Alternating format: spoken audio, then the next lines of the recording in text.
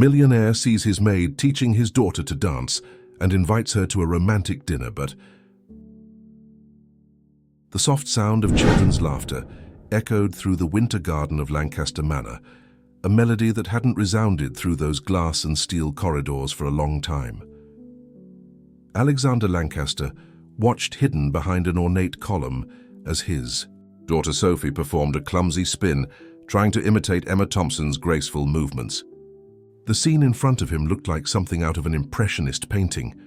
The late afternoon light of Boston filtered through the crystal ceiling, creating a kaleidoscope of colors that danced across the marble floor. Sophie, with her golden curls in a messy ponytail, was wearing a pink leotard that Alexander didn't even know she owned. Emma, for her part, showed infinite patience, gently adjusting the girl's posture, with hands that evidently knew the art of ballet well. "First position, Sophie. Keep your heels together, darling," Emma instructed in her melodious voice, a voice that had made Alexander stop in his tracks 15 minutes ago, when he came down for his usual cup of afternoon coffee. He shouldn't have been there hiding like an intruder in his own home, but something prevented him from interrupting that moment. Perhaps it was the genuine smile on Sophie's face, something so rare since the death of Christina, his wife, 2 years ago, or perhaps it was the way Emma moved with a natural elegance that seemed to defy gravity. Emma Thompson had arrived at the mansion just 3 weeks ago, recommended by the same agency that had supplied the last 5 employees, all of whom had been dismissed because they couldn't cope with Sophie's reserved temperament. But Emma was different. From day one, she seemed to intuitively understand the girl's needs. What Alexander didn't know, and Emma kept as her most precious secret, was that her real surname wasn't Thompson, but Sterling. She was the sole heir to the Sterling Industries, Empire Lancaster Company's main competitor in the medical technology sector. A fortune she had left behind 5 years ago to care for her mother during her battle with cancer. "Daddy," Sophie's voice snapped him out of his thoughts. "Are you spying on us?" Taken aback, Alexander emerged from his hiding place, adjusting his navy blue tie in a nervous gesture. Emma immediately straightened up, a delicate blush tinging her cheeks. "Mr. Lancaster, I'm sorry, I should have asked your permission before." "Please continue," he interrupted her, his voice softer than usual. "It's the first time in a long time that I've seen Sophie so excited about something." Sophie ran up to her father, her blue eyes identical to his shining with enthusiasm. "Emma was a professional dancer, Daddy. She danced in New York and everything." Alexander raised an eyebrow, genuinely interested. "Really? In which company?" Emma hesitated for a moment, aware that every word could bring her dangerously close to her past. "New York City Ballet," she finally answered, "but that was a long time ago." The billionaire noticed a shadow pass across Emma's brown eyes. There was a story there, one he suddenly wanted to discover. But before he could ask any more, Sophie was already pulling Emma by the hand. "Show him, Emma. Show him that spin you did earlier." Emma laughed, a crystalline sound that made something stir in Alexander's chest. "I think we've had enough ballet for today, little one. It's almost time for your bath." "But Daddy's only just arrived," protested Sophie. Alexander surprised everyone, including himself, when he said, Maybe we could have dinner together tonight. The 3 of us." "Sophie's right. It's been a while since I've spent an evening with her, and you could tell us more about your ballet experience." The invitation hung in the air like a prolonged musical note. Emma felt her heart racing. Dinner with the Lancasters meant more chances of her secret being discovered. But looking at Sophie's hopeful face and Alexander's genuinely interested expression, she found herself unable to refuse. "It would be my pleasure," she replied, trying to ignore the tingling in her hands, when Alexander smiled, a rare smile that completely transformed his stern face.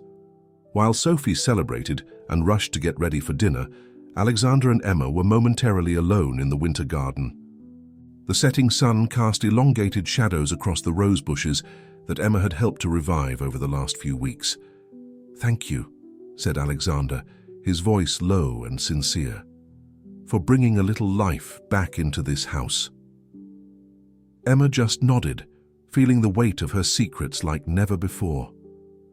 How could she be developing feelings for the man her father had always considered her greatest rival? How could she be getting so close to a family when her very identity was built on a lie? As she watched Alexander walk away, Emma touched one of the roses she had helped to bloom. Like the flower, her feelings were blossoming in unexpected and potentially dangerous ways, and like the thorns, hidden between the petals, her secret was, waiting for the moment when it would inevitably be revealed, threatening to destroy the fragile happiness that was beginning to form in that winter garden.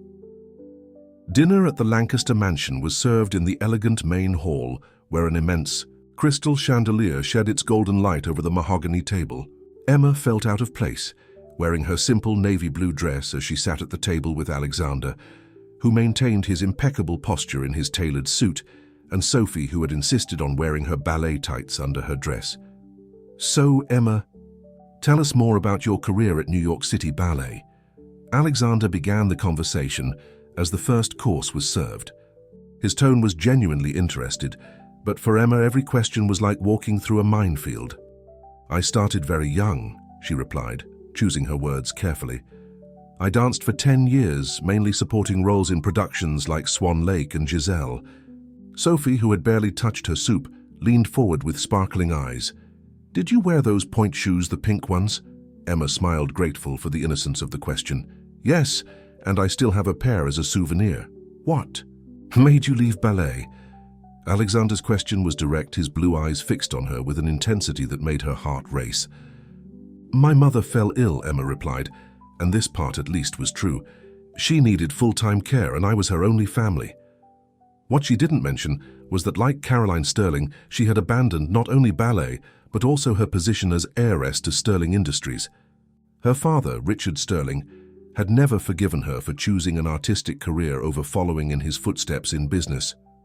When her mother fell ill, Emma saw the opportunity to make peace with her past, but Richard had already left for his mansion in London, leaving her alone to look after Catherine Sterling in her final days. "It must have been a difficult decision," Alexander commented, his voice softening, "to abandon a passion like that." "Sometimes other passions find us," Emma replied, looking fondly at Sophie, who was now trying to balance a spoon on her nose. Dinner proceeded with surprising naturalness. Sophie dominated most of the conversation, sharing stories of her classes at the private school in Boston and her newfound dreams of becoming a ballerina. Alexander, Emma noticed, seemed more relaxed than she had ever seen him, occasionally smiling at his daughter's antics. After dessert, a chocolate mousse that made Sophie practically vibrate with happiness, the little girl asked to show her new ballet steps to her father. Alexander agreed, and soon the three of them were back in the winter garden, now lit only by moonlight and a few strategically placed lanterns. "Basic position, Sophie," Emma instructed, and the girl immediately put her heels together, imitating the posture she had learned earlier. "Daddy, did you know that Emma can do that super-fast spin? What do you call it?" "Fouette," Emma replied, blushing slightly. "Could you show us?" Alexander asked, and there was something in his tone that suggested more than mere casual interest. Emma hesitated. Demonstrating would mean exposing more of herself, revealing a part of herself that she tried to keep hidden. But Sophie's hopeful look and Alexander's enigmatic expression convinced her. Kicking off her shoes, she positioned herself in the center of the winter garden. The music existed only in her mind, but her body remembered every note.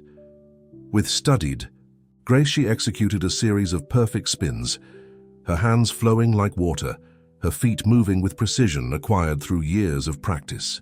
When she stopped, she was greeted by enthusiastic applause from Sophie and an intense look from Alexander that made her stomach turn.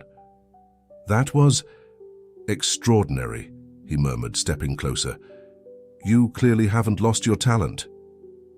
"Some things get in the blood," Emma replied, not realizing how her words carried a double meaning. After all, both dancing and her real surname were inseparable parts of who she was. The night wore on, and soon Sophie began to yawn, her eyes heavy with sleep. Alexander picked her up, and Emma watched tenderly as he carried her upstairs. When he returned, he found Emma gazing at the roses that had bloomed under his care. "You've brought more than just dancing back into our lives," he said, stopping beside her. "Sophie is different since you arrived. Happier." "She's an extraordinary child," Emma replied, feeling her heart race at his closeness. "Would you like to have dinner with me tomorrow night?" Alexander asked suddenly. "Just the two of us." The invitation hung between them like a soap bubble, beautiful and fragile. Emma knew she should refuse, that every moment she spent with him increased the risk of her secret being discovered. But looking into his eyes, she saw something she recognized: loneliness, hope, and possibility. "Yes," she replied before her conscience could intervene. "I'd love to." As she walked back to her quarters in the staff wing, Emma felt the weight of her decision. At some point, the truth would come out. Alexander would discover that she was the sterling heiress, the daughter of the man he considered his greatest business rival.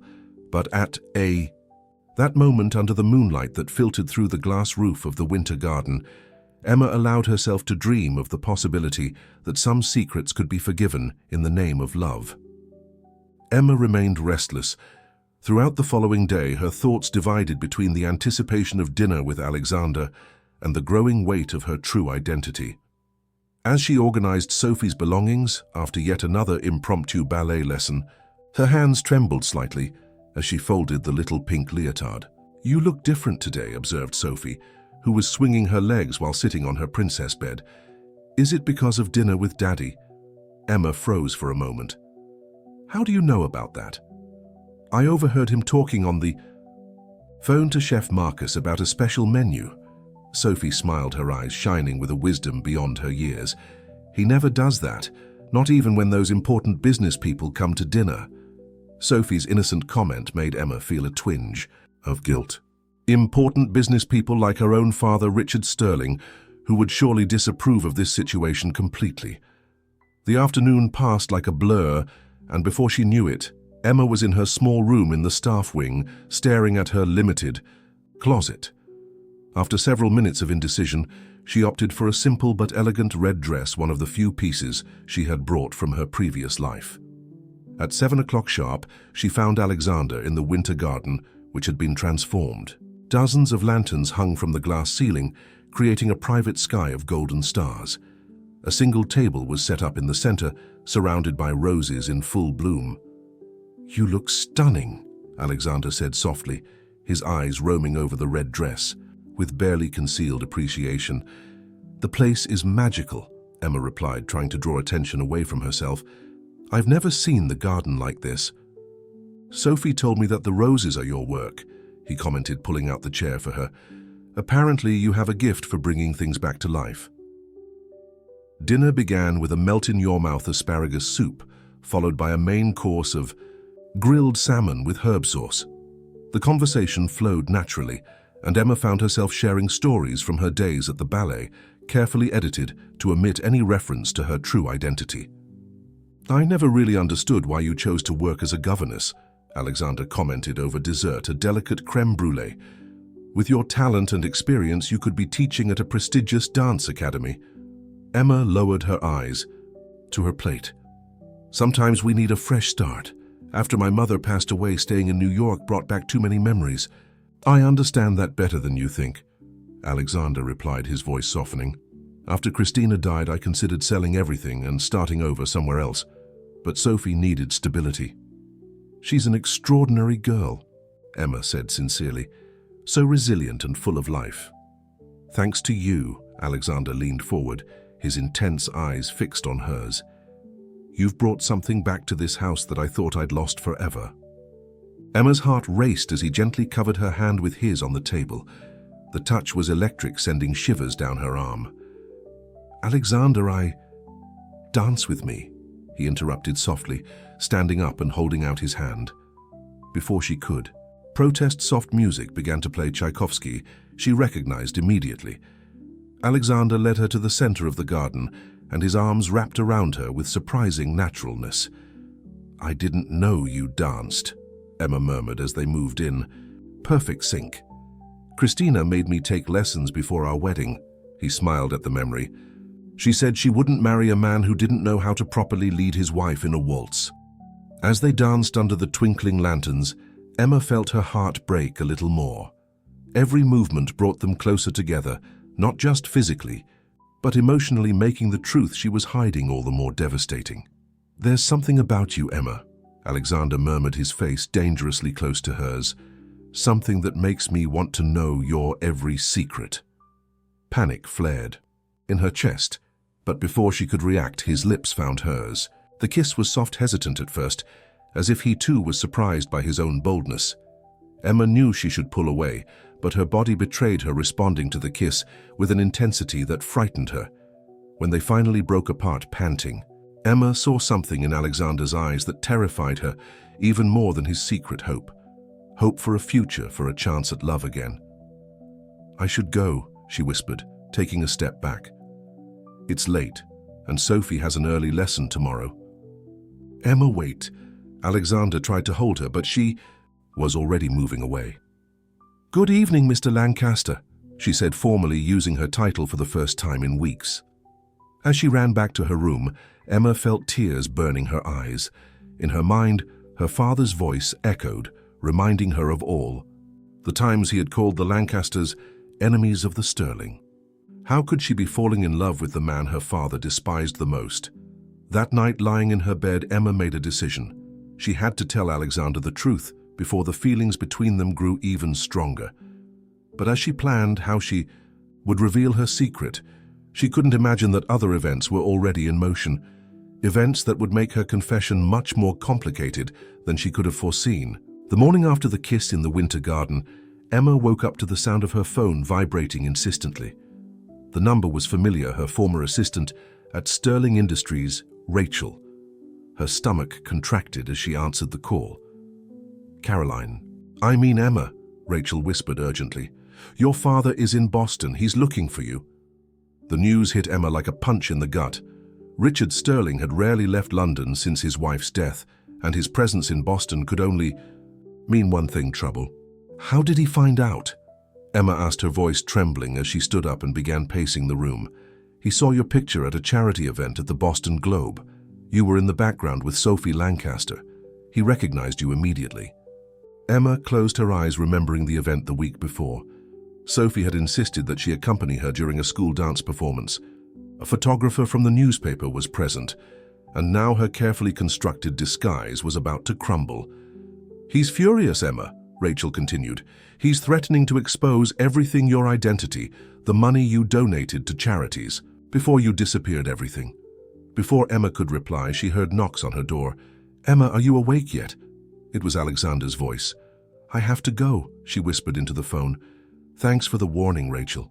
Emma opened the door to find Alexander impeccably dressed in a navy blue suit, his face revealing a mixture of anxiety and anticipation after the events of the night before. "Good morning," he said softly. "I was hoping we could talk about last night." Alexander, Emma began, but was interrupted by the sound of heels echoing down the corridor.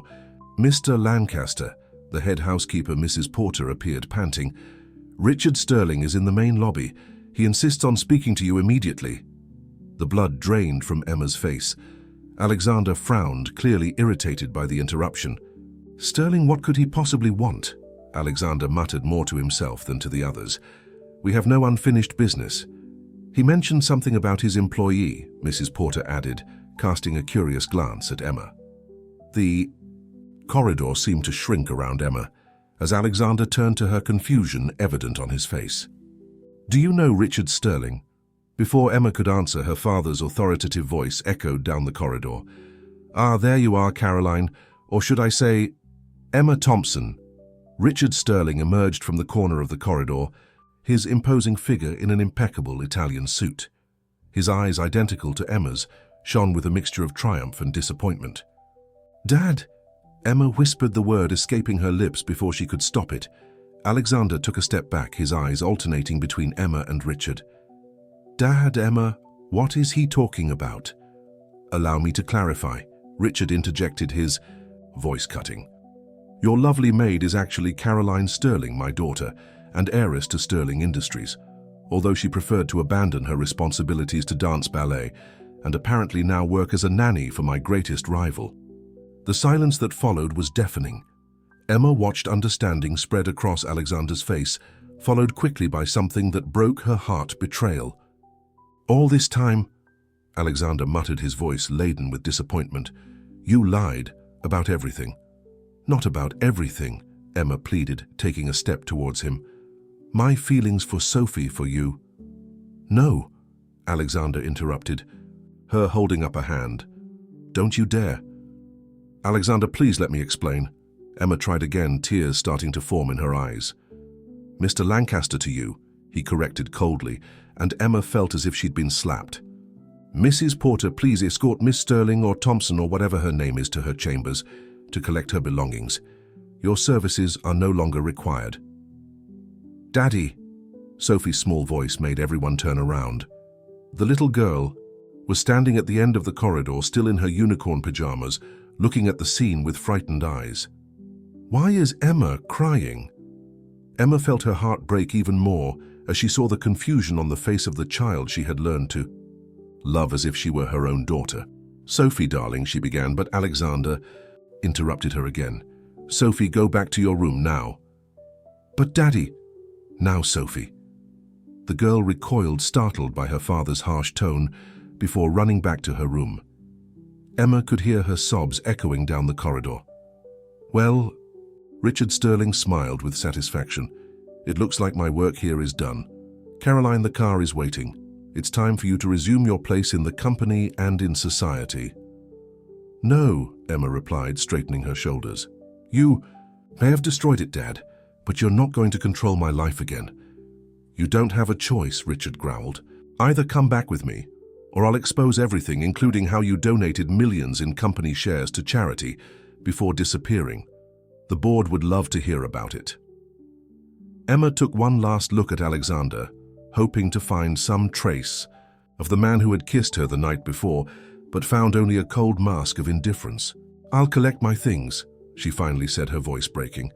But I'm not coming back with you, Dad. This life is no longer mine.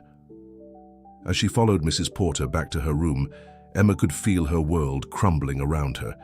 In a matter of minutes, she had lost everything she had started to build over the last few months: Alexander's trust, Sophie's love, and the chance to finally find a place to call home. But as she packed her few possessions into a suitcase, a determination began to form in her heart. She might have lost this battle, but she wouldn't let her father or her past define her future.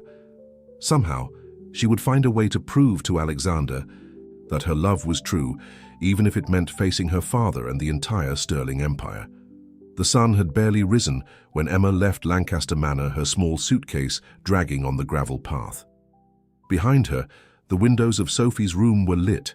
Up, the little girl was probably still crying. The thought made her heart squeeze even tighter. Miss Sterling, called her father's chauffeur, holding open the door of a black Mercedes. Emma ignored him, continuing to walk towards the main gate. Caroline, Richard Sterling's authoritative voice cut through the morning air. Don't be ridiculous, get in the car. Emma stopped, turning to face her father. You've already achieved what you wanted. You've destroyed the only good thing I've built on my own. Now leave me alone. Built. Richard laughed bitterly. You built a lie. You used a false name to infiltrate the home of our biggest business rival. Do you know how much damage that could do to Sterling Industries if it went public? Is that what you're worried about, the company? Emma felt anger rise in her chest. What about me, your daughter? I was finally happy, Dad. Happy being an employee, he sneered. You're a Sterling. You have responsibilities, a legacy to honor. The legacy you built by destroying other companies, ruining lives in the name of profit, Emma confronted. Maybe that's why Mom spent her last days asking where we went wrong with you. The mention of Catherine Sterling made Richard recoil as if he had been slapped. For a moment, Emma saw vulnerability in her father's eyes, the same vulnerability she saw when she was a child, and he was still smiling. Get in the car, Caroline, he said more gently this time. We'll talk about this at home. I don't have a home anymore, Emma replied, tears streaming down her face. The only one I've found is inside with a little girl who will probably never forgive me, and a man who... Her voice faltered. The sound of another car approaching interrupted the moment. It was a black BMW, and out of it stepped a figure that Emma recognized immediately, Victoria Reeves, the Lancasters' corporate lawyer. Mr. Sterling, Victoria called out, her heels clicking on the gravel. I have documents that require your immediate attention. Richard frowned. What are you talking about? Alexander Lancaster is suing Sterling Industries for corporate espionage, Victoria announced, handing over a folder. Considering that his daughter gained access to his residence under a false identity. That's ridiculous, Richard exploded. Caroline didn't have access to any confidential information. No, a familiar voice agreed, and Emma felt her heart stop at the sight of Alexander emerging from the mansion. But she had access to my daughter, to my home, to my trust. Emma had never seen him so cold, so distant. Even the first time she met him when he was still the reclusive widower, there was more humanity in his eyes. Alexander, she tried, taking a step towards him. I never— Spare me, he cut in. Victoria, please continue. The lawyer nodded. In addition to the corporate espionage suit, we have evidence of tax irregularities at Sterling, Industries related to the unauthorized donations made by Ms. Sterling before her disappearance. Richard paled. How do you— I have my resources, Alexander replied coldly. Consider this a professional courtesy. Withdraw from— Boston Today shut down any hostile takeover attempts of Lancaster Corp's partner companies, and maybe I'll reconsider going through with it. Emma watched the scene with growing horror. Not only had she lost Alexander and Sophie, but now her father would face the consequences of his past actions. Dad, she said softly, go away, let me deal with it. Deal with it? Richard laughed humorlessly. You've done enough already. Mr. Lancaster. Emma turned to Alexander, ignoring her father's protests. Do what you want with me, but leave Sterling Industries out of it. Those employees aren't to blame. Alexander studied her for a long moment. Why do you care? You abandoned all that years ago. Because contrary to what you think, not everything in my life has been a lie, she replied, her voice trembling, including my feelings for you and Sophie. A sharp shout interrupted the tension of the moment. Emma, Emma, don't go. Sophie came running across the garden in her pajamas, tears streaming down her face. Before anyone could react, she threw herself into Emma's arms. Please don't leave, the girl sobbed. I promise I'll practice more ballet. I'll tidy my room every day. Emma hugged Sophie tightly, her own heart breaking into 1,000 pieces. Oh, darling, it's not your fault. You're perfect just the way you are. Sophie, come in now, Alexander ordered, his voice tense. No, Sophie screamed, clutching Emma tighter. You promised you wouldn't leave like Mummy. The silence that followed was deafening. Emma saw the pain cross Alexander's face, and even Richard Sterling looked uncomfortable. Miss Sterling, Victoria intervened softly, I suggest you resolve this situation in the least traumatic way possible for the child. Emma nodded gently, pushing Sophie away. Darling, sometimes adults make mistakes. I made a big mistake by not telling you the truth about who I was. Your father is right to be angry with me. But you made us happy again, Sophie protested. Dad smiled more, the roses grew back. Emma swallowed the lump in her throat. Sometimes even good things need to end so that others can begin. She stood up, facing Alexander one last time. Do whatever you need to do with me, but spare the company, please. With that, she turned and started walking towards the gate, leaving behind not just a mansion, but a dream of happiness that for a few magical months seemed possible. Emma found refuge in a small apartment in Cambridge, far enough away from Lancaster Manor to avoid accidental encounters, but close enough for her heart to ache every time she passed through the elegant Boston neighborhood where Sophie and Alexander lived. A week had passed since his dramatic exit, and each night was filled with the echo of unspoken words and broken promises. Rachel, her former assistant, had become her only link to the world she had left behind. It was through her that Emma discovered that Alexander had indeed withdrawn the lawsuit against Sterling Industries, although the reasons remained a mystery. You need to see this, Rachel said on the phone one particularly grey morning. Sophie posted a video of herself dancing ballet on the school's social profile. The caption, well, you should watch it. With trembling fingers, Emma navigated to the indicated page. There was Sophie performing the moves they had practiced together in the winter garden. The caption read simply, "For E.T. still practicing every day." The tears that Emma had been holding back all week finally overflowed. It was as if Sophie's every clumsy step was a little dagger in her heart. What am I going to do, Rachel? Emma whispered into the phone. I can't just abandon her again. She's already lost a mother.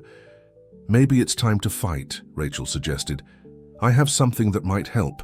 Documents that prove your father was planning a hostile takeover of Lancaster Enterprises long before you started working there. If Alexander knows that you weren't part of that plan. No, Emma interrupted firmly. I'm not going to use corporate games to try and win back his trust. It would just be another lie. That afternoon, while walking through Harvard, Square Emma was surprised by a familiar figure, Victoria Reeves, the Lancasters' lawyer, sitting in an outdoor cafe. Ms. Sterling, Victoria called out, gesturing for Emma to join her. Or would you prefer Thompson? Emma hesitated before sitting down. Emma is fine. I imagine you're wondering why Alexander withdrew the suit. Victoria began, getting straight to the point. It wasn't out of pity or his pleas that day. Why then?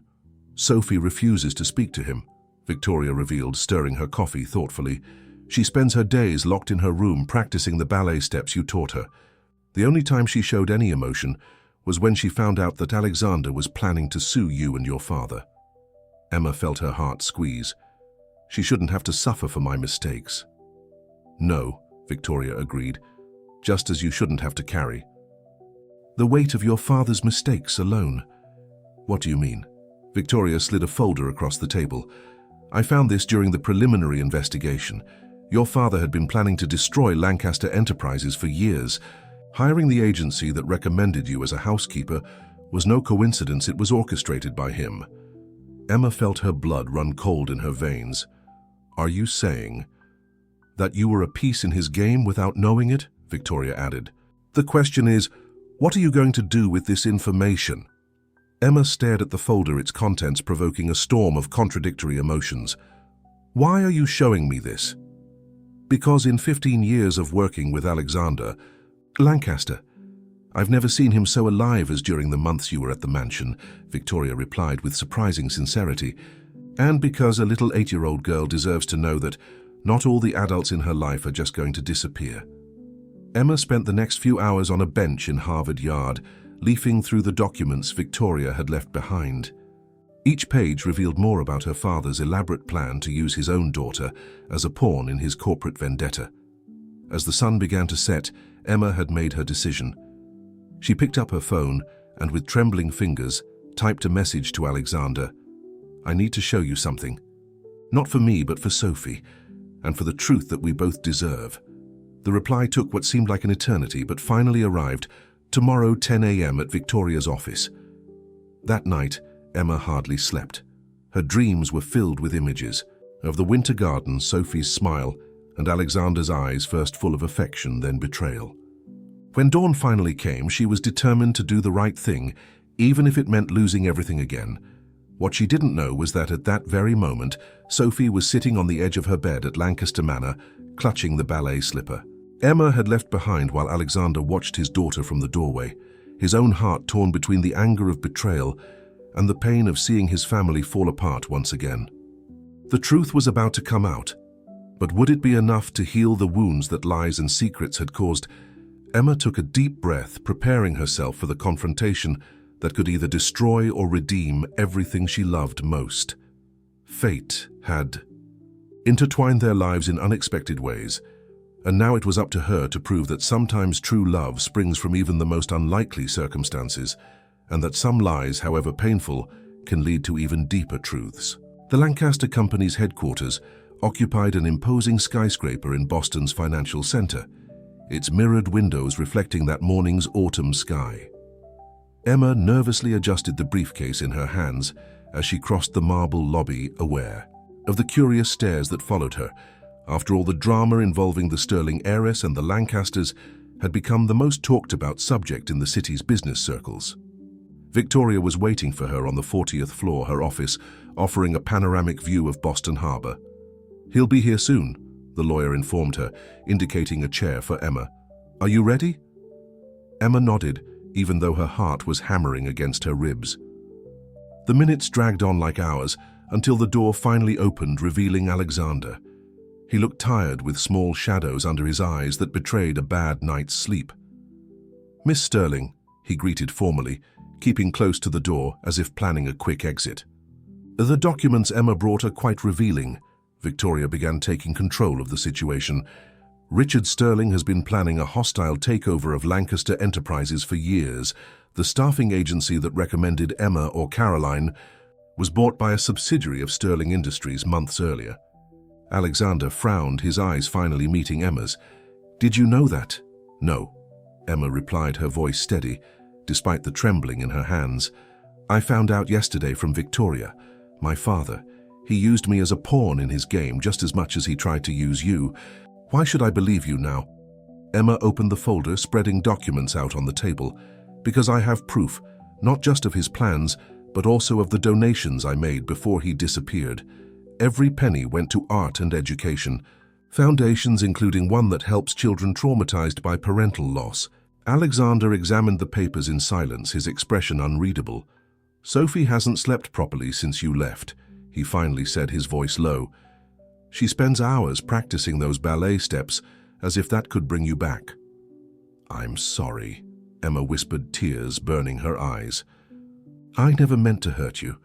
When I took the job, I had no idea about my father's plans. I just wanted to start again, to be someone other than the Sterling heiress." "What about the kisses, the dances in the winter garden? Were they part of that fresh start too?" The bitterness in his voice was palpable. "They were the truest moments of my life," Emma replied, standing up. "Alexander, I may have lied about my name, but never about my feelings for you or Sophie." Victoria discreetly left the room, closing the door softly behind her. The silence that followed was heavy with unspoken words and restrained emotions. "Sophie asked for you this morning," Alexander finally said. "She wanted to know if you hated her since you left without saying goodbye." Emma's heart broke a little more. "I love her as if she were my own daughter. That's why I couldn't leave that first day when I found out who you were. Sophie. She reminded me that there was still good in the world." Alexander moved closer to the window, watching the city below. "Do you know why the roses in the winter garden died after Christina passed away? Because she was the only one who knew how to look after them. How did you find out the secret?" "I didn't," Emma replied softly. "I just spent time with them. Sometimes that's all something or someone needs to blossom again." He turned to face her, his blue eyes intense. "How can I trust you again?" "I'm not asking for your immediate trust," Emma said. "I'm asking for a chance to win you back, to prove that the person you've gotten to know over the last few months, the person who danced with you under the lanterns, who taught Sophie ballet, who made the roses bloom again, that person is real." Alexander took a step towards her, and, for a moment, Emma saw a flash of the man who had kissed her in the winter garden. "What about your father? What happens when he finds out that you're exposing his plans?" "He's already found out," a deep voice interrupted from the doorway. Richard Sterling was standing there, his face a mask of controlled fury. "And I must say, Caroline, that your betrayal exceeds all my expectations." Emma instinctively put herself between her father and Alexander. "Enough, father. I won't allow you to destroy any more lives in the name of your wounded pride." "Pride," Richard laughed humorlessly. "You talk about pride when you're here begging forgiveness from the man who destroyed our family." "What are you talking about?" Alexander asked, his voice tense. "Ask him, Caroline," Richard teased. "Ask him about the deal that drove Sterling Industries out of the European market 15 years ago. The deal that led your mother to—" "Stop!" Emma shouted. "Mom died of cancer. Don't use her death to justify your revenge." The silence that followed was deafening. Emma could feel the weight of both men's gazes, each representing a different part of her life, the past she had tried to leave behind, and the future she wanted to build. "Mr. Sterling." Alexander finally spoke, his voice surprisingly calm. "I suggest you leave before I call security, and as for you, Emma—" He hesitated, using her preferred name for the first time since the revelation. "I think we need to talk. Properly this time. No more secrets." Richard Sterling cast one last furious glance at his daughter, before leaving behind a silence full of possibilities. Emma felt her heart racing with cautious hope. It wasn't forgiveness, not yet, but it was a start. And sometimes she thought remembering the roses in the winter garden, new beginnings, are exactly what we need to bloom again. Victoria's office. had become a silent battlefield in the days following the confrontation with Richard Sterling. Emma and Alexander made a fragile agreement to talk civilly, mainly for the sake of Sophie, who continued to retreat into her world of pirouettes and classical music. "She dances all day," Alexander commented during one of their meetings, running his hand through his hair in a gesture of concern. "Her teacher says she hardly pays attention in class. All she does is draw ballet shoes in the margins of her notebooks." Emma felt the weight of guilt in her chest. "Can I talk to her? Explain everything in a way she'll understand?" Alexander hesitated, his fingers drumming on the mahogany desk. "How can I be sure that you won't hurt her again? Because now there are no more secrets between us," Emma replied, keeping her gaze fixed on his. "And because, despite everything, I've never lied about the love I feel for her." After a long moment of consideration, Alexander nodded. "This afternoon, she has piano lessons at 4, but after that, you can come to the mansion." The rest of the day passed in slow motion for Emma. She walked along Boston Common, watching the golden autumn leaves dance in the wind, trying to organize in her mind the words she would say to Sophie. At 5 o'clock, sharp Emma was standing in front of the Lancaster mansion. The winter garden, visible through the glass walls, seemed duller without the daily care she used to give the roses. Mrs. Porter welcomed her with a tense nod, leading her into the music room where Sophie was practicing. The girl was sitting at the piano, her small hands moving unenthusiastically over the keys. "Sophie," Emma called softly. The girl froze, her hands suspended over the piano. Slowly she turned around, her blue eyes so similar to her father's, wide with surprise and hope. "Emma," her voice was just a whisper. "Are you back?" "I've come to talk to you, dear," Emma replied, approaching cautiously. "There are a few things I need to explain to you." Sophie got down from the piano bench and, to Emma's surprise, ran over to hug her. The familiar smell of strawberry shampoo and baby powder made Emma's eyes fill with tears. "Why did you lie?" Sophie asked, her voice muffled against Emma's sweater. "Why didn't you say you were rich like Daddy?" Emma guided Sophie to the small sofa by the window. Alexander watched from the doorway, his silent presence a constant reminder of how much was at stake in this conversation. "Sometimes people make the wrong choices for the right reasons," Emma began. "I wanted to be just Emma, the person who dances ballet and tends roses. I didn't want to be Caroline Sterling, the heiress to a big company. Like the princess, who disguised herself as a maid in the movie," Sophie asked, her eyes shining with childlike understanding. Emma smiled softly. "Something like that. But unlike the princess in the movie, my actions hurt people I love very much. You and your father. But you still love us, don't you?" Sophie's question made Emma's heart squeeze. "More than anything," Emma replied, aware of Alexander's intense gaze on them. "And that's why I'm here, to apologize and try to make things right." Sophie was silent for a moment, playing with the hem of her school dress. "Can you still teach me ballet?" "Sophie," Alexander intervened for the first time, his voice tense. "It's not that simple." "Why not?" Sophie protested, turning to her father.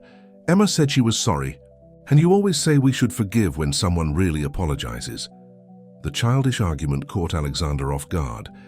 Emma saw something soften in his expression as he watched his daughter, the first person since Christina's death who had managed to break down the barriers he had built around his heart. "Tell you what," Emma suggested gently. "We can start slowly. Maybe one class a week here at the mansion with your father present. If everyone feels comfortable, we can see how things progress." Alexander considered the proposal, his eyes meeting Emma's. "One lesson a week," he finally agreed. "On Saturday mornings." Sophie jumped up from the sofa with a cry of joy, hugging first Emma and then her father. "Can I show her the new step I've learned?" "Not now, dear," Alexander said. But his tone was gentle. "Emma has to go and you have homework to finish." Emma stood up, adjusting her bag on her shoulder. "See you on Saturday then. 9 o'clock. Alexander confirmed, his voice softer than it had been in weeks. As Emma walked towards the door, Sophie ran after her. "Emma, are you going to make the roses grow back too?" Emma looked at Alexander, seeking permission in his eyes. When he nodded slightly, she smiled at Sophie. "I'll try, darling. Some things need time and care to blossom again." And as she left the mansion that afternoon, Emma felt a small flame of hope ignite in her chest. Perhaps just like the roses in the winter garden, some relationships needed just the right amount of patience, dedication, and love to blossom again. Saturday ballet classes became the highlight of the week for Sophie. Emma arrived punctually at 9 o'clock, carrying a small bag with sneakers and a USB stick with carefully selected classical music. Alexander, true to his word, remained present during the sessions, alternating his time between answering emails on his tablet and observing the interaction between his daughter and the former governess. On a particularly cold October morning, while Sophie was practicing her plies, Emma noticed that the roses in the winter garden were beginning to show signs of recovery. Tiny green buds were appearing between the leaves, promising a new bloom. "They miss you," Alexander commented softly, approaching her while Sophie concentrated on her exercises. "The roses, I mean." Emma kept her eyes fixed on the plants. "They're more resilient than they look. Sometimes they just need time to recover from a difficult period." The double meaning of her words didn't go unnoticed by Alexander. Over the last few weeks, he had observed Emma with Sophie, noticing how each interaction was marked by genuine affection and patience. The mask of coldness he had tried to maintain was beginning to crack like thin ice in the spring sunshine. "Daddy, look," Sophie called out, executing an almost perfect spin. "Emma says I'll soon be able to wear point shoes like her. That's still a long way off, young lady." Emma smiled gently, adjusting the girl's posture. "But you're progressing very well." Alexander watched the scene with a mixture of contradictory emotions. The pain of betrayal was still there, but now it competed with something else, a growing realization that people are more complex than the labels they carry. Emma may have been a Sterling by birth, but her actions demonstrated a character that went far beyond her surname. "Mr. Lancaster," Mrs. Porter interrupted the moment, appearing in the doorway of the winter garden. "There's an urgent call from the office. Something about the contract with the Japanese investors." Alexander sighed and stood up. "Sophie, keep practicing. I'll be back in a few minutes." When he left, Sophie immediately turned to Emma. "Do you still love Daddy?" The question caught Emma off guard, making her heart leap. "Sophie, it's complicated." "Why do adults always say it's complicated?" Sophie crossed her arms, making an adorable face. "Do you love him or not?" Emma knelt down so that she was at the girl's height. "Yes, I love your father. And I love you. But sometimes loving someone isn't enough. We need to regain trust when we've broken it. Like when I broke Grandma's Chinese vase and lied about it." Emma couldn't help but smile. "Something like that, only much bigger." "But Dad forgave you for the vase after you told the truth," Sophie argued with the simple logic of children. Before Emma could reply, Alexander returned to the winter garden, his face tense with worry. "Sorry for the interruption. We seem to have a serious problem with the Asian contract. Is everything all right?" Emma asked, noticing the tension in his shoulders. Alexander hesitated, looking at Sophie. "Actually, I need to travel to Tokyo tomorrow. It was supposed to be next week, but things got complicated." "But tomorrow's Sunday," Sophie protested. "You promised to take me to the zoo." "Darling, I know." Alexander knelt down beside his daughter. "But this is really important. I promise to make it up to you when I get back." Emma watched the disappointment on Sophie's face, remembering how many times her own father had made similar promises, only to break them in the name of business. "I could take her," the words came out before she could contain them. "To the zoo, I mean. If you let me." Alexander stared at her, surprised. For a moment, Emma feared she had crossed some invisible line in their fragile agreement. "Please, Daddy," Sophie begged, clinging to his arm. "Emma knows all the animals she told me about when she danced Swan Lake." A small smile appeared at the corner of Alexander's lips. "Does she? I didn't know ballet and zoology had so much in common." "You'd be surprised," Emma replied, feeling a familiar warmth in her chest as she saw the glint of amusement in his eyes. After a moment's consideration, Alexander nodded. "All right, but Mrs. Porter will go with you." "Just like old times," Sophie celebrated, hugging her father.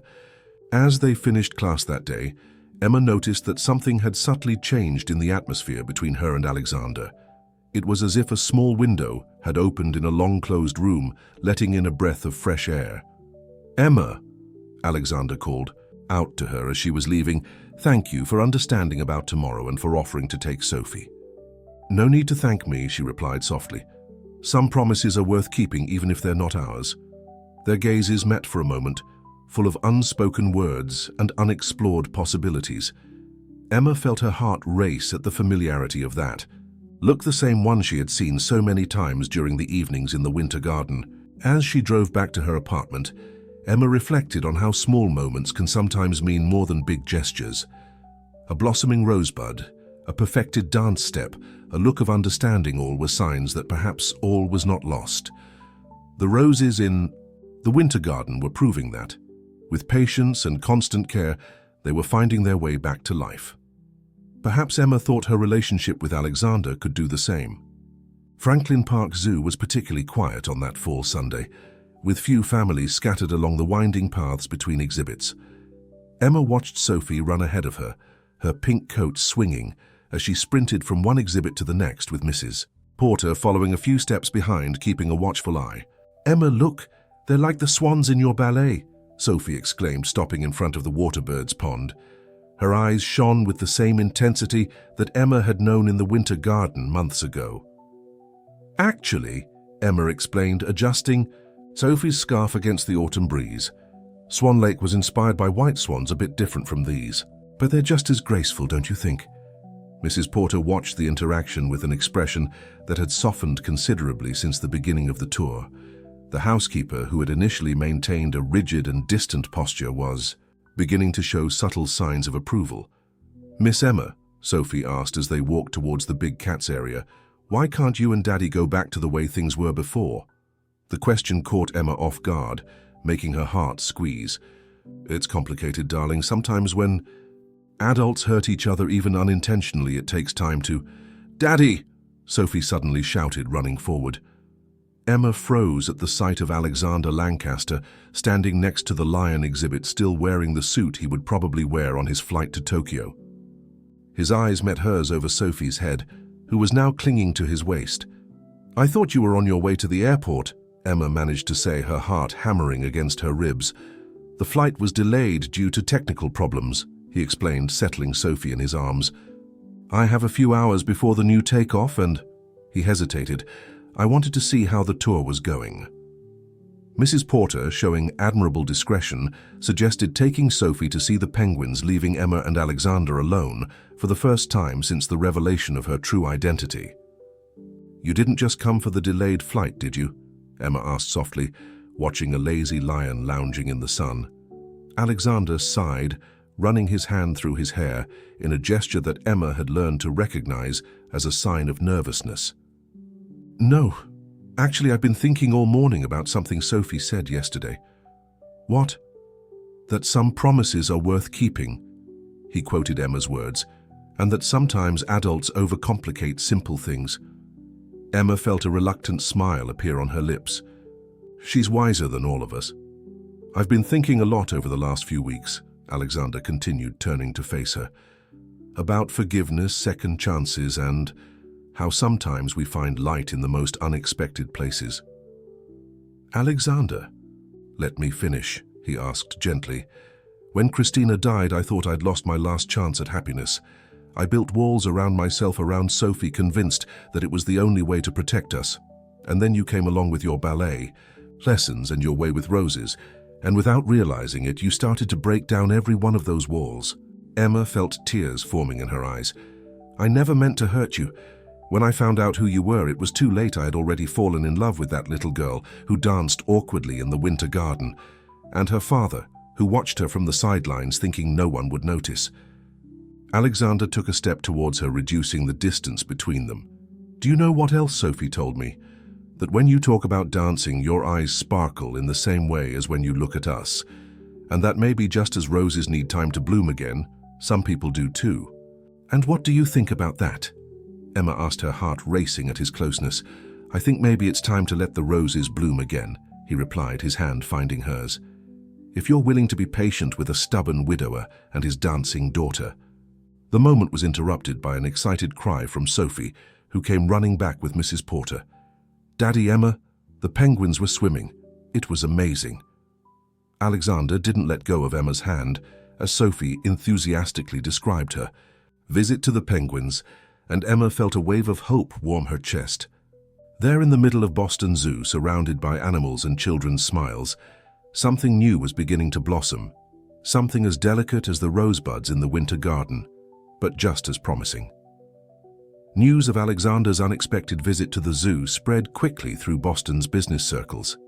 Richard Sterling, on finding out about the renewed closeness between his daughter and the Lancasters, called an emergency meeting of the Sterling Industries Board. Emma heard about it from Rachel, who kept her ear to the company's corridors.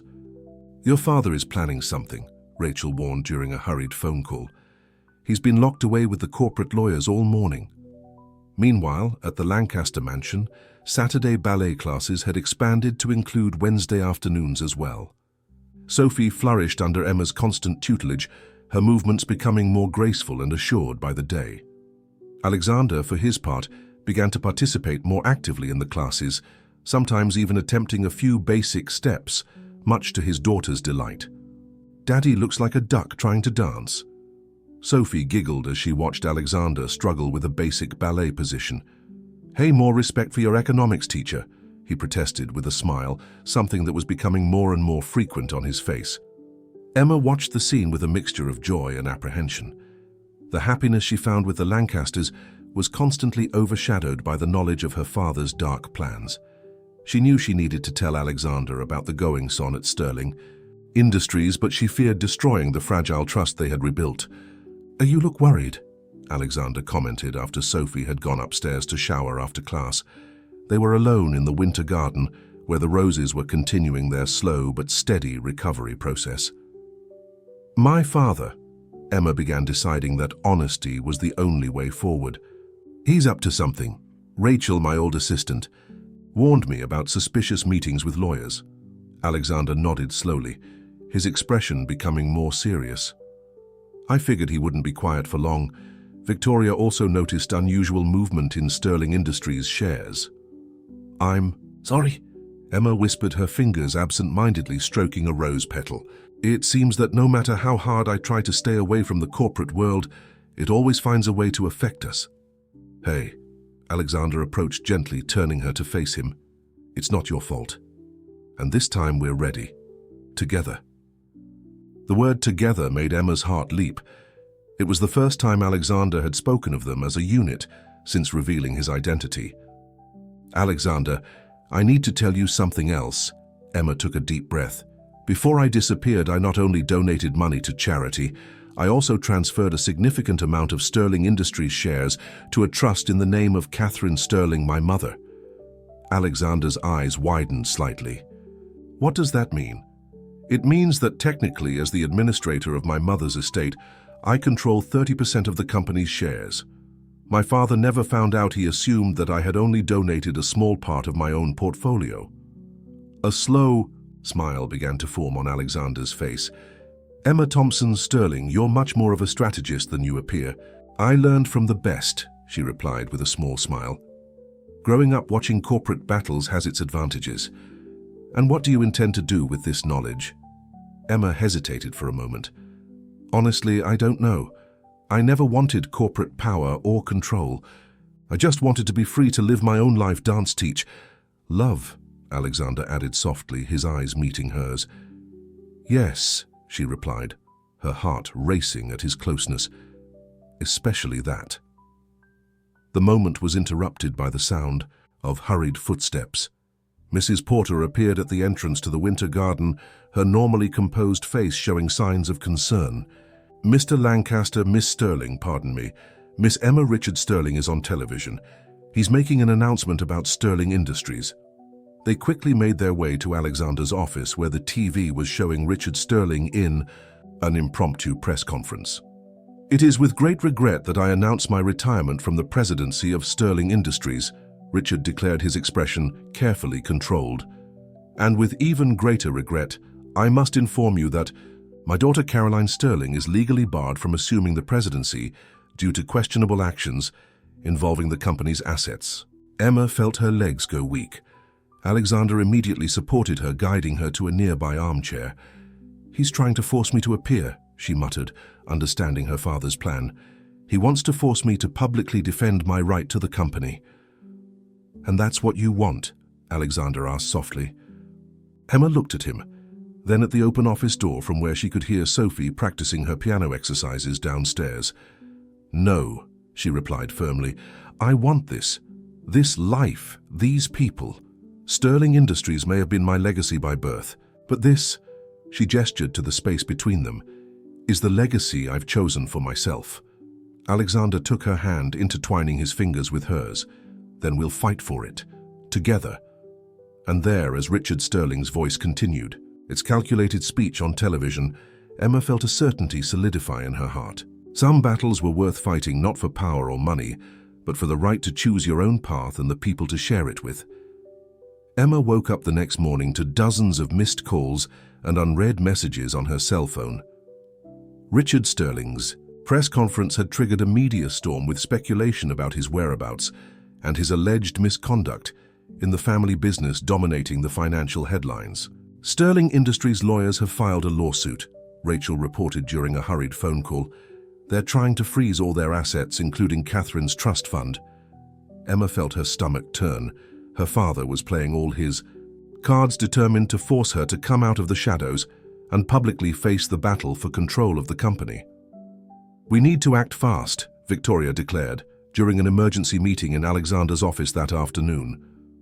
"If Richard Sterling can prove that the share transfers were made in bad faith, we could lose our main advantage." Alexander watched Emma with concern as she paced up and down the room, her fingers unconsciously tracing the movements of an ancient choreography, a nervous habit he had learned to recognize. "There is a way," Emma finally said, stopping in front of the window that offered a panoramic view of Boston, "but it will require me to do exactly what my father wants: appear in public." "Emma, no," Alexander protested, rising from his chair. "That's what he wants to expose you to, force you to play by his rules." "Maybe," she agreed, turning to face him, "but what if we could use that against him?" "Victoria, how long would it take to organize our own press conference?" The lawyer quickly consulted her tablet. "With the right contacts, we could have something ready for tomorrow afternoon." "Make it happen," Emma ordered, a new determination in her voice. "And Rachel, I need you to find something for me in the old Sterling Industries files." The next few hours were a whirlwind of activity. While Victoria coordinated the preparations for the press conference, Emma and Alexander focused on Sophie, who was becoming increasingly sensitive to the growing tensions at the mansion. "Why are people on TV talking badly about you?" Sophie asked during her ballet class that afternoon, her big eyes full of concern. Emma knelt in front of her, gently adjusting the ribbon that held back her hair. "Sometimes, darling, people have different versions of the same story. Tomorrow I'll tell you my version." "Are you leaving again?" the girl asked, her voice trembling. "No," Emma replied firmly, pulling Sophie into a hug. "I promise that no matter what, I'll always be here for you. Some promises are too strong to break." Later that night, after Sophie had finally fallen asleep, Emma found Alexander in the winter garden. The roses, silent witnesses to their love story, looked especially vibrant in the moonlight. "Rachel found the documents," she said softly, handing Alexander an old folder. "Letters between my father and mother dating back 15 years. They prove that it was he who orchestrated the fall of Lancaster Corp's shares in Europe, not you." Alexander flipped through the documents, his eyes widening with each page. "That could destroy his reputation. And that's exactly what I'll use if he continues with this game," Emma declared, her voice firm despite the trembling in her hands. "Not for revenge, but to protect what we've built here." Alexander put his briefcase aside and approached her, taking her hands in his. "Are you sure about this? Once you go public, there's no going back." "The only thing I'm sure of," Emma replied, meeting his eyes, "is that some things are worth any battle. Sophie, you, our family. This is real, more real than any corporate empire." He pulled her closer, his arms wrapping her in a protective embrace. "Then we'll fight together. Tomorrow, when you get up on that stage, I want to be by your side." Emma felt tears burn her eyes. "Alexander, people will talk. They'll..." Say that all this was planned, that our relationship is part of some corporate strategy. Let them talk, he murmured against her hair. We know the truth, Sophie knows the truth, and in the end it's only those truths that matter. As they stood embraced in the winter garden surrounded by the soft scent of roses and the promise of the rising moon, Emma felt a peace she hadn't experienced since her true identity had been revealed. Tomorrow she would face her father and the corporate world she had tried so hard to leave behind. But this time she wasn't alone. She had a family to protect, a love to defend, and finally, a voice of her own to use. The conference room at the Four Seasons Boston was packed with journalists and financial market executives. When Emma took to the stage, her navy blue dress giving her a professional appearance that contrasted with the ballerina Sophie knew. Alexander stood next to her, his silent presence providing the strength she needed to face the cameras and flashes that exploded in her direction. "Good afternoon," Emma began, her voice steady, despite the trembling in her hands. "My name is Caroline Sterling, although many of you know me as Emma Thompson. I'm here today to tell my side of a story that began a long time ago when a young woman decided that her worth would not be defined by her surname." In the front row, Richard Sterling watched his daughter with an unreadable expression. Rachel, sitting a few chairs after him, smiled encouragingly. 5 years ago, I left Sterling Industries not out of cowardice or irresponsibility, as some have suggested, but out of principle. I discovered that my father had orchestrated a series of questionable financial maneuvers, including the manipulation of the European market that almost destroyed Lancaster Enterprises. A buzz went through the audience. Richard Sterling shifted uncomfortably in his chair. "I have here," Emma continued, lifting a folder, "documents that prove these allegations. Letters between my father and my late mother, records of suspicious transactions and evidence that the collapse of Lancaster shares in Europe was artificially provoked." Victoria, positioned strategically close to the stage, began distributing copies of the documents to selected journalists. "But I'm not just here to expose old truths," Emma continued, her voice softening. "I'm here to defend something more important than corporate fortunes, the right to choose our own path." Alexander stepped forward, gently placing his hand over hers on the lectern. The gesture did not go unnoticed by the photographers present. "Over the last few months working as a housekeeper at Lancaster Manor, I found something that no corporate inheritance could buy: true love, family, and purpose. And that is why today I officially announce my resignation from any claim on Sterling Industries." Richard Sterling stood up abruptly. "You can't do that. The shares in the trust fund will be transferred to a charitable foundation," Emma interrupted him calmly. "The Catherine Sterling Foundation for Arts and Education, which will provide scholarships for young dancers and artists." The room exploded with questions. Flashes went off from all angles as Richard Sterling was seen leaving the venue hastily, his face red with fury. "Miss Sterling," a journalist shouted above the tumult, "is it true that your relationship with Alexander Lancaster began as part of a corporate strategy?" Emma felt Alexander squeeze her hand gently before leaning towards the microphone. "Allow me to answer that question," he said, his voice resonating through the room. "When I hired Emma Thompson, I had no idea of her true identity.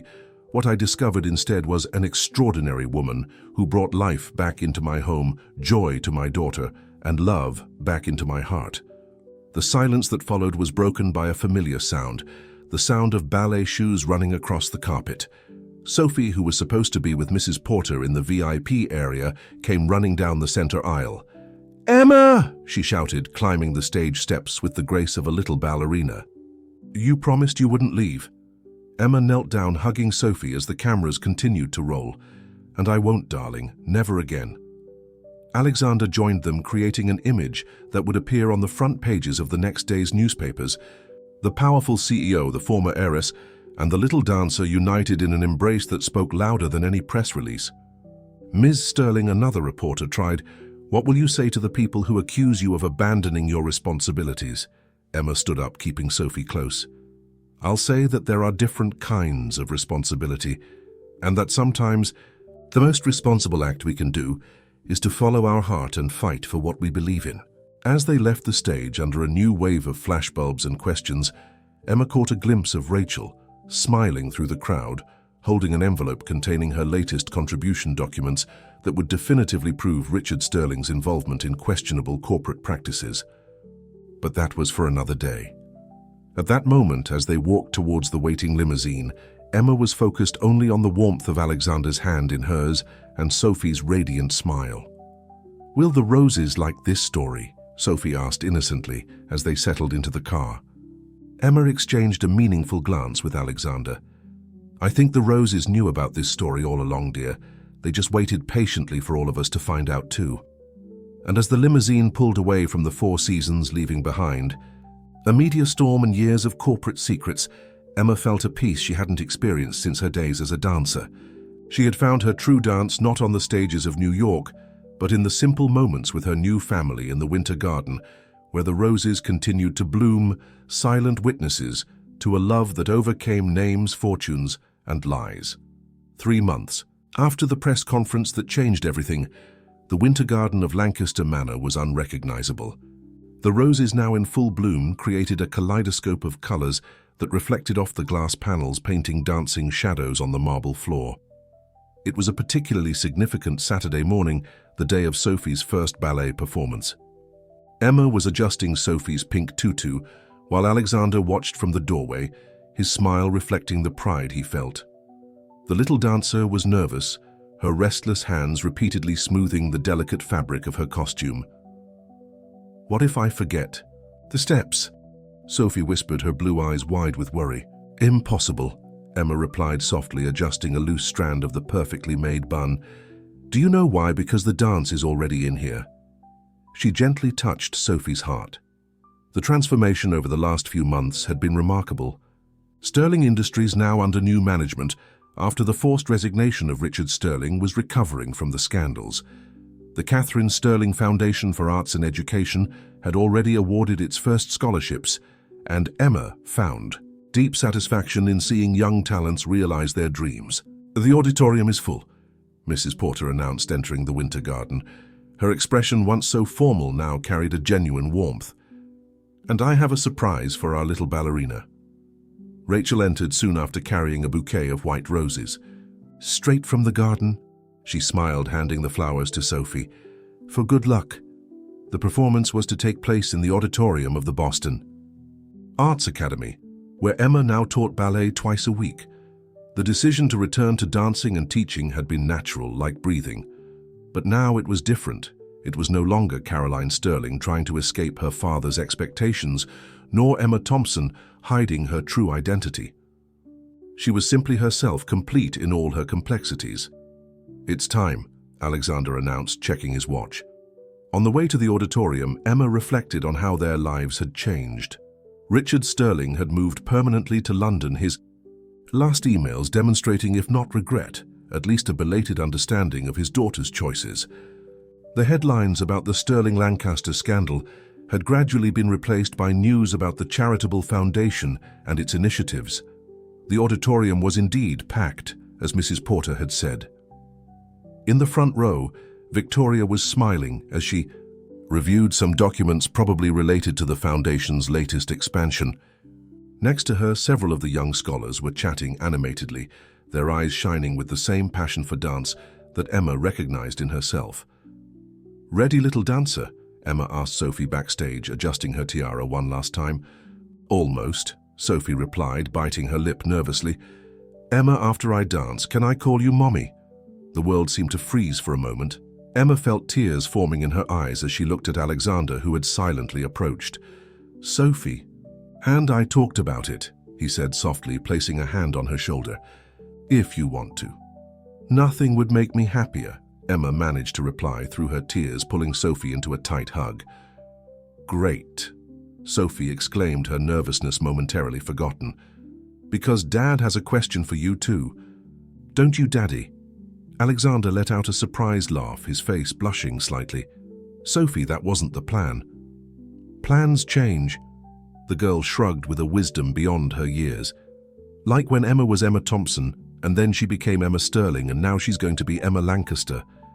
Emma looked at Alexander, her heart racing as she saw him pull a small velvet box from his jacket pocket. "This isn't how I planned to do it," he admitted. opening the box to reveal a delicate diamond ring. I had a whole romantic dinner planned for after the performance. Since when do our plans turn out as expected? Emma smiled through her tears. Emma Sterling Alexander got down on one knee, completely ignoring her impeccable Italian suit. Would you do me the honor of dancing with me for the rest of our lives? Say yes. Sophie jumped up and down beside them. Then we can be a real family. We already are a real family, Emma replied, holding out her trembling hand to Alexander. But yes, 1,000 times yes. The moment was interrupted by the sound of the song's opening chords. It was time for Sophie to perform. The little dancer gave her parents one last hug before running onto the stage, her pink tutu floating like petals in the wind.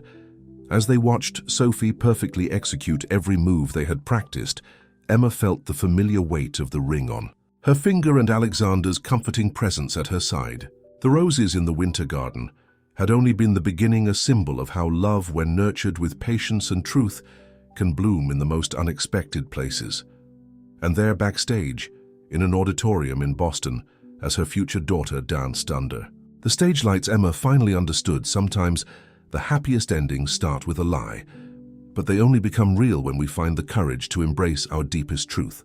The roses would continue to bloom in the Lancaster mansion's winter garden, silent witnesses to a love story that began with a secret and ended with a promise not just of a shared future, but of a life lived in full truth with all the beauty and complexity that entails.